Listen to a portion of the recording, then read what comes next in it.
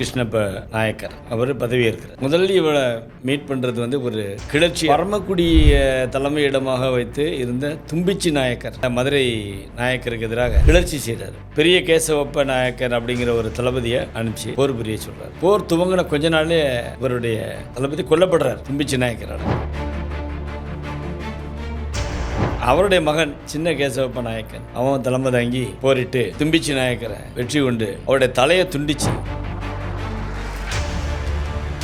ஒரு பெண்கள் மூக்குத்தி போடும்போது அந்த மூக்குல ஒரு ஓட்டை இருக்கும்ல, அந்த அங்க இருக்கிற ஒரு சிலையை பார்த்தீங்கன்னா மூக்குத்தி போடாத ஒரு சிலையில ஒரு ஒரு குச்சியை விட்டீங்கன்னா அந்த மறுபக்கத்து அந்த குச்சி வெளியே வரும். அப்படிப்பட்ட ஒரு சிலை ஒன்று இங்க கிருஷ்ணாபுரத்தில் இருக்கு. ஸோ இந்த மாதிரி தன் பேர்ல ஒரு நகரத்தை கட்டினாரு. கண்டியை ஆண்ட ஒரு மன்னன். அந்த மன்னன் வந்து அவரும் தும்பிச்சி நாயக்கர் ரொம்ப நெருக்கம். இவரை நாயக்க மன்னரை ரொம்ப கேவலமாக திட்டி இருக்கிறாரு அப்படிங்கிற செய்தி நாயக்க மன்னர் கிடைச்சி. முதலாம் கிருஷ்ணப்ப நாயக்கர் என்ன பண்றாருன்னா, தன்னுடைய தன்னை பற்றி பேசியது அவமானமா நினைச்சு அவரே தலைமை தாங்கி இலங்கை மேல படையெடுக்கணும்.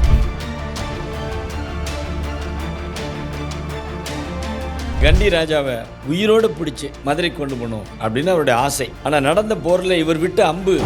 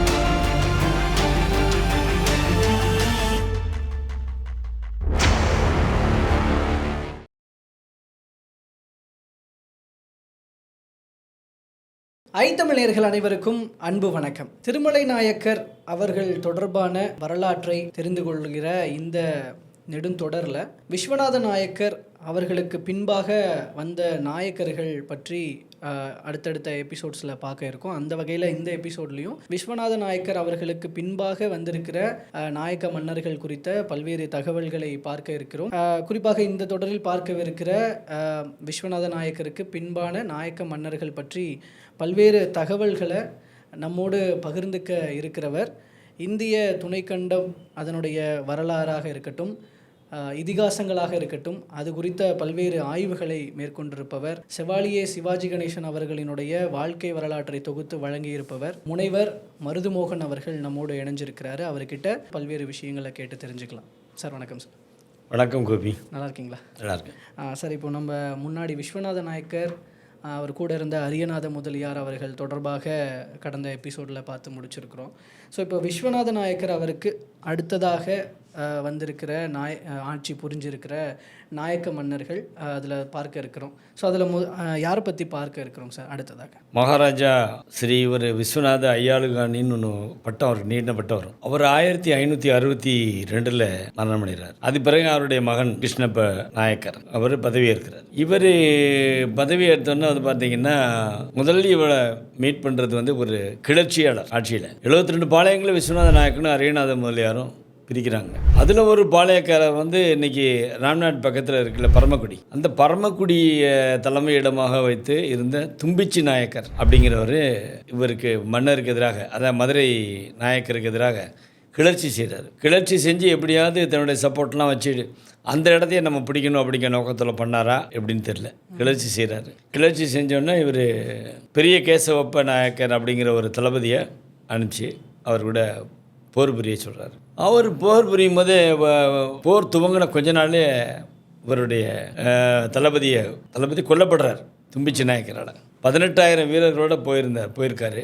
இருந்தாலும் கொல்லப்படுறாரு. அவருடைய மகன் சின்ன கேசவப்ப நாயக்கன் அவன் தலைமை தாங்கி போரிட்டு தும்பிச்சி நாயக்கரை வெற்றி கொண்டு அவருடைய தலையை துண்டிச்சு அவருடைய மன்னருக்கு, மதுரையில் இருக்கிற மன்னருக்கு அனுப்பிச்சிட்டு வெற்றி கொடி நாட்டிட்டார். ஆனால் இவர் என்ன பண்ணுறாருன்னு கேட்டிங்கன்னா, அவர் இறந்து போன அந்த தும்பிச்சி நாயக்கருடைய மனைவி மற்றும் மகன்களெல்லாம் வர சொல்லி அவங்களுக்கு ஆறுதல் சொல்லி, இது ஒரு அரசியல் போர், வேறு எதுவும் மேலே எந்த வஞ்சமும் எனக்கு இல்லை, அதனால் நீங்கள் சௌக்கியமாக இருக்கிறதுக்கு வேணுங்கிற அளவுக்கு உங்களுக்கு இது தரேன் அப்படின்னு சொல்லி அந்த பாளையத்தில் பரமக்குடி மட்டும் அந்த குடும்பத்துக்கு அதில் வர்ற வருமானத்தை அவங்க எடுத்துக்கிட்டுன்னு சொல்லிட்டு இவர் திரும்ப. இது ஒரு முக்கியமான கிளர்ச்சி இவருடைய ஆட்சி காலத்தில். இவருடைய நண்பர் கண்டியை ஆண்ட ஒரு மன்னன். அந்த மன்னன் அவரும் தும்பிச்சி நாயக்கர் ரொம்ப நெருக்கம். அவர் இந்த தகவலை கேள்விப்பட்டோன்னே இவரை நாயக்க மன்னரை ரொம்ப கேவலமாக திட்டியிருக்கிறாரு அப்படிங்கிற செய்தி நாயக்க மன்னர் கிடச்சி போச்சு. முதலாம் கிருஷ்ணப்ப நாயக்கருக்கு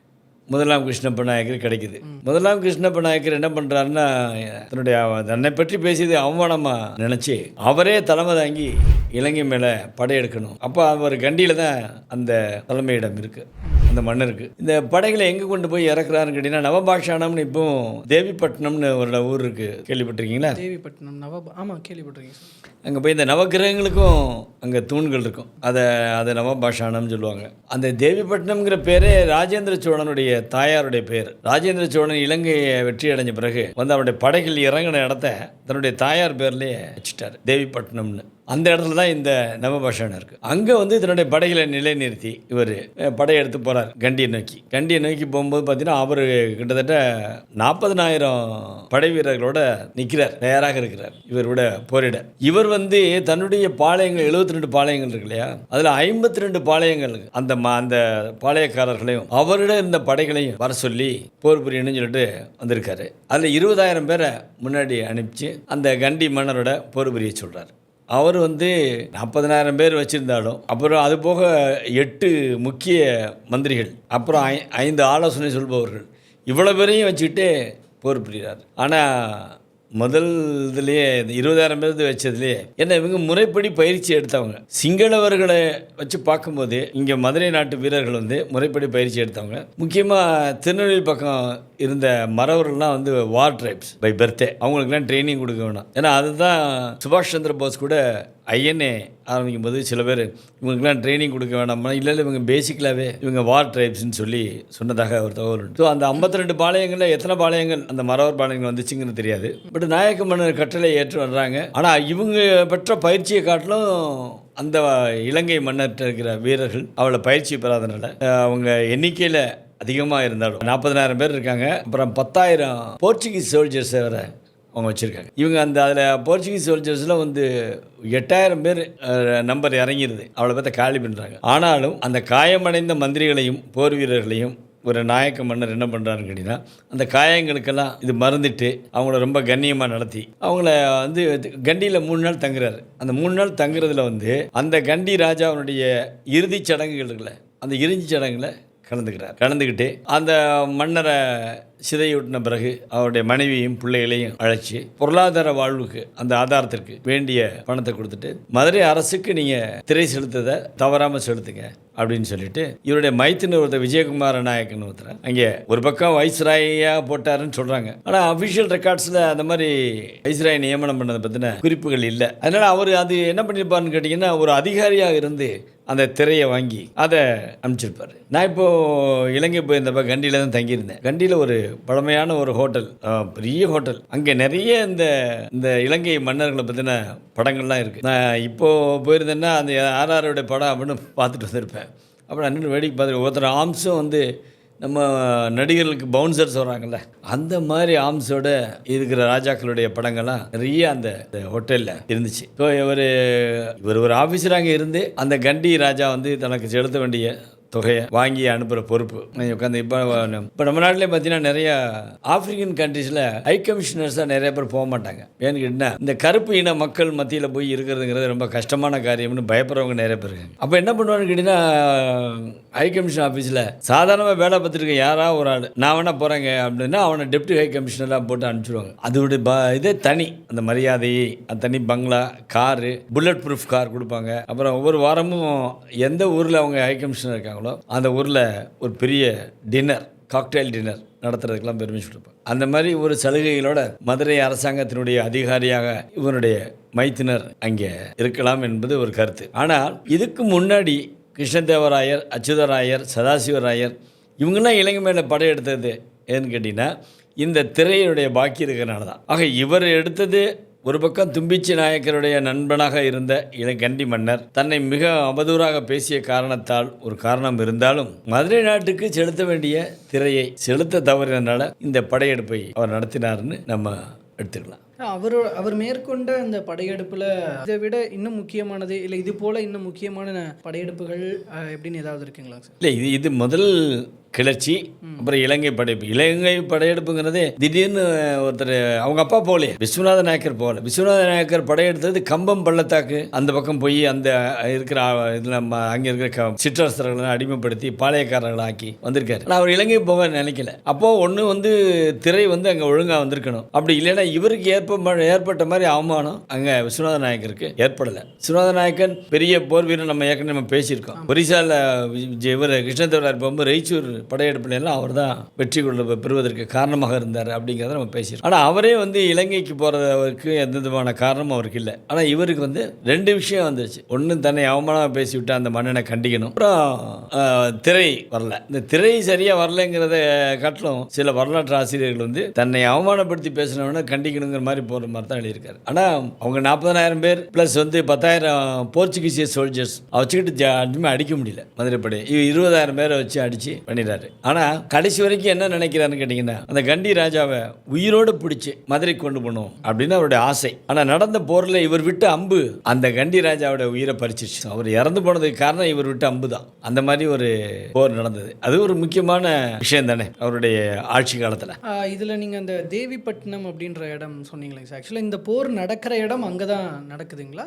கண்டியில் நடக்குது இல்லை, கண்டியில் புட்டாளம் அப்படிங்கிற இடத்துல அதை நடக்கும். இந்த தேவிப்பட்டினம்ங்கிறது எங்கே இருக்குன்னு கேட்டிங்கன்னா ராமநாதபுரம் சிட்டி இருக்குல்ல, அங்கேது 10வது கிலோமீட்டரில் இருக்குது. அங்கே தான் இந்த நவபாஷானம் ராமாயணம் தொடர்புடைய எல்லா பேர்களுமே ராமநாதபுரத்தை சுற்றி இருக்கும். அதில் இது ஒன்று நவபாஷானம். ஆனால் அது தேவிப்பட்டினம் இஸ்லாமியர்கள் அதிகமாக இருப்பாங்க. ரொம்ப அருமையான அழகான ஊர், நல்ல கடற்கரை பட்டம். அந்த கடற்கரை பட்டணத்துலேருந்து ஏன்னா அவங்க இலங்கைக்கு போகும்போது கப்பலில் தானே போகணும். அப்போ அங்கேருந்து தானே கப்பல் கிளம்பணும் அப்படின்னு தேவிப்பட்டினத்தை தேர்ந்தெடுத்து, இன்னும் சொல்லப்போனால் ராமன் அங்கேருந்து தான் கிளம்பினதாக ஒரு குறிப்பு சொல்கிறாங்க. இருந்திருக்கலாம், அது நம்ம அதுக்கு ஒன்றும் சான்று இல்லை. அவர் கட்டின அந்த பாலம் இருக்கு இல்லையா, அந்த பாலம் கட்டின எஞ்சிய பகுதியில் இருந்த தூண்கள் தான் அந்த நவபாஷான தூண்கள்ங்கிறத ஒரு குறிப்பு ஒரு ஆள் சொல்கிறாங்க. இந்த இன்டர்பிரிட்டேஷன் மட்டும் ஹிஸ்ட்ரியில் எல்லாரும் அவங்கவுங்க நினச்சதை சொல்கிறதுக்கு வாய்ப்பு இருக்குது. அதனால தான் என்னென்னு பார்த்தீங்கன்னா ஒரு மதுரை நாயக்கர் வரலாறு அப்படின்னா சத்யநாத ஐயர் அவர் எழுதியிருக்கிற அவர் புத்தகம் உங்களுக்கு கொடுத்துருக்கேன். JH நெல்சன் எழுதிய மதுரை கண்ட்ரி வரலாறு, அப்புறம் K ராஜன் எழுதிய மதுரை கண்ட்ரி வரலாறு, இதெல்லாம் வச்சு கம்பேர் பண்ணி தான் நீங்கள் பார்க்கணும். இவர் என்ன சொல்கிறாரு,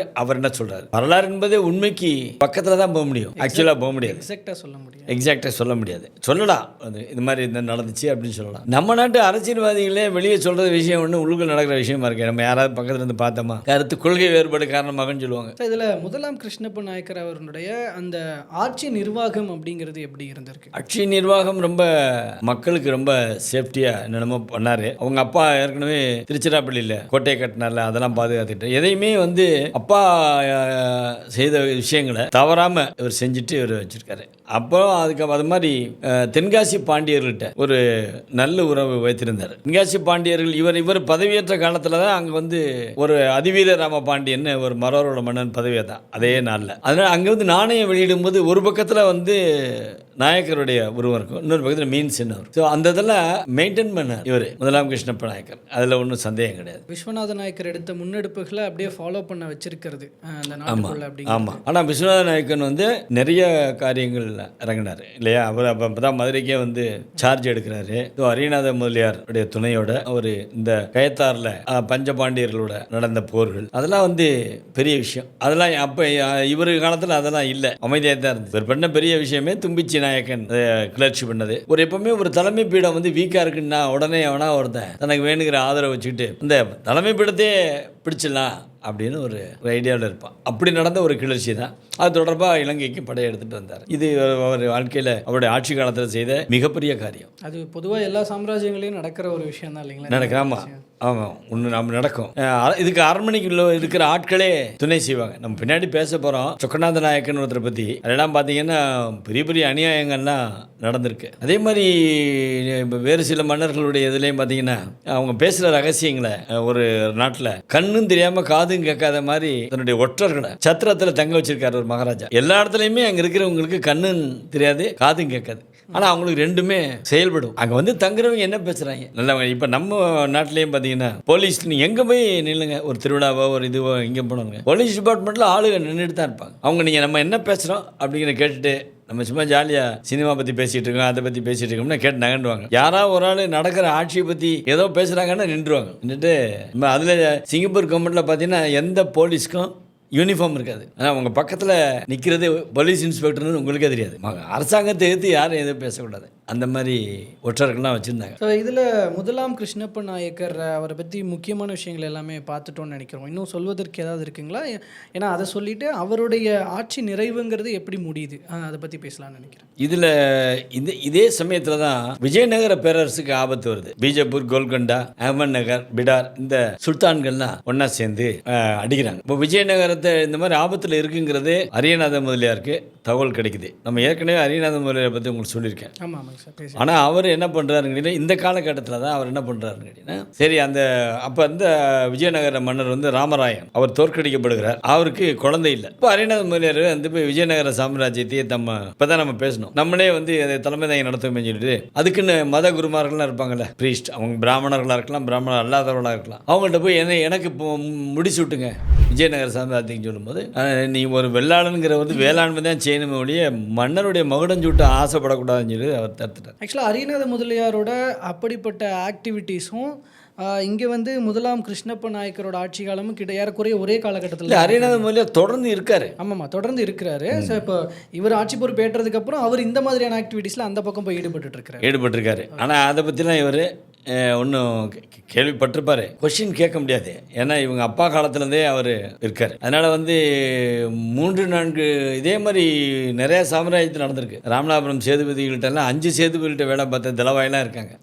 ஆனால் அவங்கெல்லாம் வந்து ரொம்ப நேர்மையாக இருந்தாங்க. இவர் சந்தர்ப்பம் கிடைச்சா நம்ம அந்த இடத்த அடைஞ்சிடும். வச்சு பாருங்கள், ஒரு ஸ்டேட்டில் கவர்னராக இருந்தாலே என்ன வருமானம் அப்படின்னு சம்பாதிச்சவங்க தான் தெரியும். ஆனால் இப்போ இருக்கிற கவர்னர்லாம் ரொம்ப ஸ்ட்ரெயிட் ஃபார்வர்டு. எனக்கு தெரிஞ்ச ஒரு சில கவர்னர்கள்லாம் இங்கேயே நம்ம தமிழ்நாட்டில் இருந்த கவர்னர்கள்லாம் ஒரு சில பேர் அந்த மாதிரிலாம் நடந்திருக்காங்க. ஆனால் இவர் 3 நாட்டுக்கு இவர் தலவாயாக இருந்து ஏகப்பட்ட பணம் சம்பாதிச்சிருக்கலாம். முதலாம் கிருஷ்ணப்ப நாயக்கர் அவருடைய ஆட்சி எப்படி முடிவுறுதுங்க சார்? 1564 72 வரைக்கும் வந்து 72 காலகட்டங்களில் என்ன நடக்குது? இந்த தன்னுடைய இறுதி காலத்தில் என்ன பண்ணுறாருன்னு கேட்டிங்கன்னா, பாளையங்கோட்டையினுடைய கிழக்கு பக்கம் கிருஷ்ணாபுரம்னு தன்னுடைய பேரில் ஒரு நகரை கட்டுறாரு. அங்கே வந்து திருவேங்கடநாதருக்கு ஒரு கோவில், சிவன் கோயில் ஒன்று, அந்த கோயிலுக்கு சுற்றி வரக்கூடிய தெருக்கள், தெப்பக்களம், அந்த கோயிலுக்கு உரிய தேர், இதெல்லாம் செஞ்சு கிருஷ்ணாபுரத்துல எல்லாம் பார்த்தீங்கன்னா அருமையான கட்டிடக்கலைக்கு எடுத்துக்காட்டான விஷயங்கள்லாம் இருக்கு. நான் நேரடியாக போயிருக்கேன். உதாரணத்துக்கு பார்த்தீங்கன்னா, ஒரு பெண்கள் மூக்குத்தி போடுவாங்கல்ல, அவ மூக்குத்தி போடும்போது அந்த மூக்குல ஒரு ஓட்டை இருக்கும்ல, அந்த அங்கே இருக்கிற ஒரு சிலையை பார்த்தீங்கன்னா மூக்குத்தி போடாத ஒரு சிலையில ஒரு ஒரு குச்சியை விட்டீங்கன்னா அந்த அந்த மறுபக்கத்தை அந்த குச்சி வெளியே வரும். அவ்வளோ மைன்யூட்டா அந்த அவ்வளவு. ஆமாம், அப்படிப்பட்ட ஒரு சிலை ஒன்று இங்கே கிருஷ்ணாபுரத்தில் இருக்கு. ராஜபாளையம் போகும்போது அந்த கிருஷ்ணாபுரம் வரும். ஸோ இந்த மாதிரி தன் பேரில் ஒரு நகரத்தை கட்டினாரு. அரியநாத முதலியார் பண்ண எந்த அரசியல் விளையாட்டுகள்லையும் அவர் கலந்துக்கல, அவரை கண்டிக்கவும் இல்லை. அப்படியே இருந்துட்டு அவர் வந்து 1572 டிசம்பர் மாதம் இறந்து போறார். முதலாம் கிருஷ்ணப்ப நாயக்கர் அவரை பற்றி இதில் முழுசாக பார்த்துருக்கோன்னு நினைக்கிறேன். அடுத்தடுத்து சில மன்னர்கள் இருக்கிறாங்க. திருமலை நாயக்கர் அவர்களுக்கு முன்னாடி, திருமலை நாயக்கர் ரீச் ஆகிற வரைக்கும் அவர்கள் பற்றி அடுத்தடுத்து அடுத்தடுத்த எபிசோடில் பேசலாங்க சார். தற்போது வரைக்கும் பல்வேறு தகவல்களை பகிர்ந்து கொண்டமைக்கு ரொம்ப நன்றிங்க சார். ரொம்ப நன்றி உங்களுக்கும் தமிழ் நியூஸ்க்கும்.